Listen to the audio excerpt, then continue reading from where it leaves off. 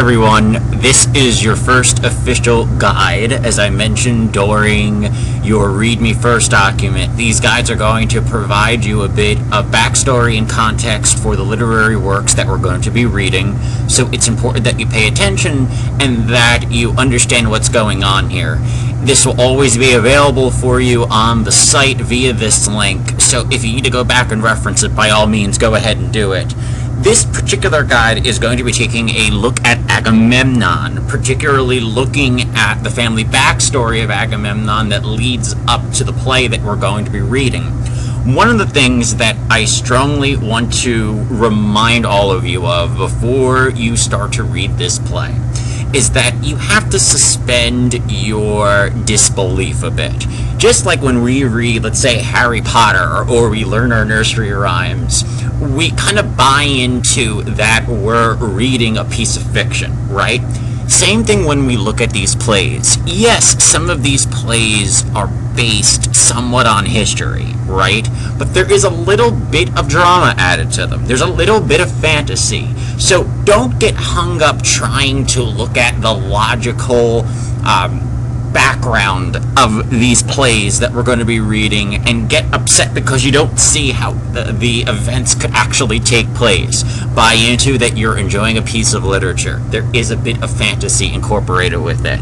That said, let me give you a little bit of the backstory of who Agamemnon was and his family in particular. Agamemnon was actually a member of something that you hear throughout sort of classical Greek literature of the House of Atreus.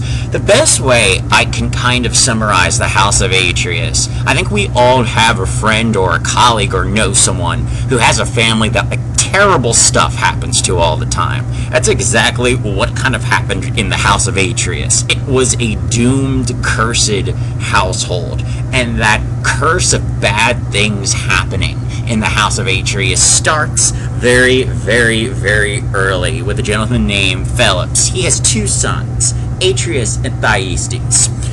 They both have a little bit of a falling out when Pelops dies about who is going to take over. Pelops was a king, right? So both of the brothers kind of started the battle out who was really next in line for the throne, right? To add insult to injury, Thyestes starts to sleep with Atreus' wife, right? And at this point, Atreus is in charge of the kingdom. So Atreus, knowing that, really doesn't like that and proceeds to get a little bit of revenge. So Atreus invites his brother over and serves him dinner, okay? Serves him a stew. What Thyestes doesn't realize is that Atreus has killed his sons and essentially chopped them up and put them in the stew, right? So when it boils right down to it, Thyestes ends up eating his own kids. Now, Thyestes obviously ashamed. He is gravely upset. And he goes into exile. He just ate his kids. What else is he going to do? He goes into exile with his one remaining son, Augustus, which is extremely important to remember, that son, because it's going to come into play a little bit later in Agamemnon when you start to read.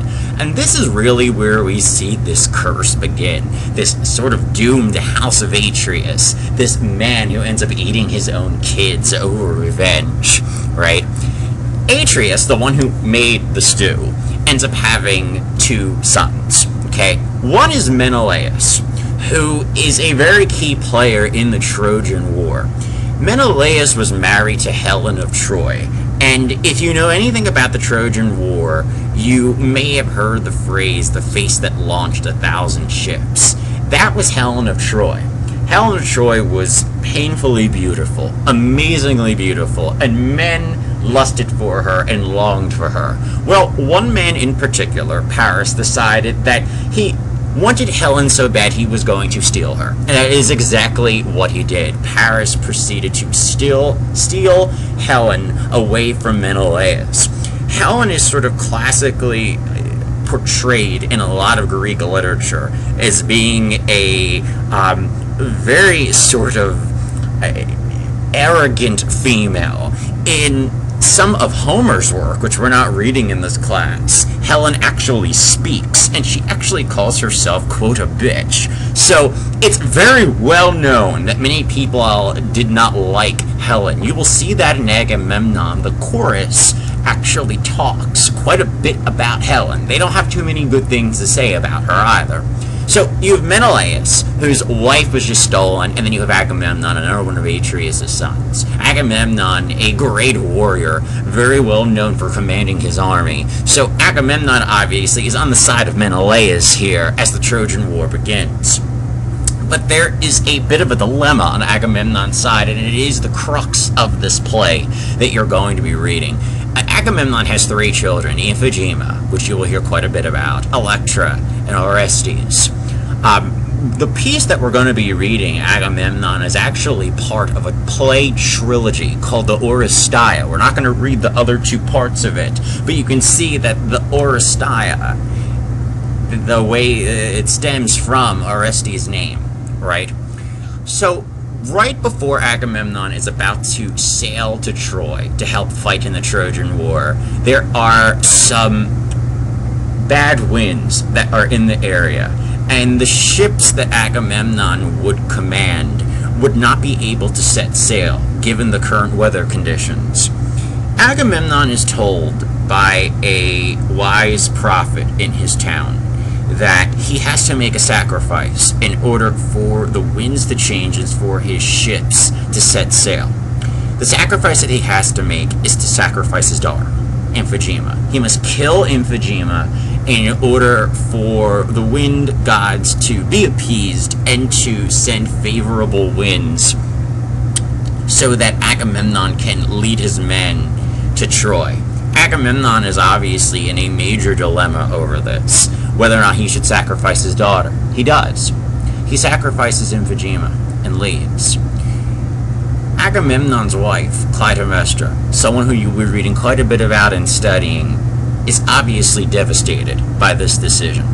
And for 10 long years, while Agamemnon is fighting the Trojan War, Clytemnestra, his wife, Iphigenia's mother, has so much hate boiling. She plots out a plan, and she knows exactly what she is going to do to get her revenge on Agamemnon. The play you're going to be reading shows you what happens, what exactly that revenge is. It's really important to keep in mind that there is this 10 years that has occurred from the actual sacrifice of Iphigenia to the beginning of this play.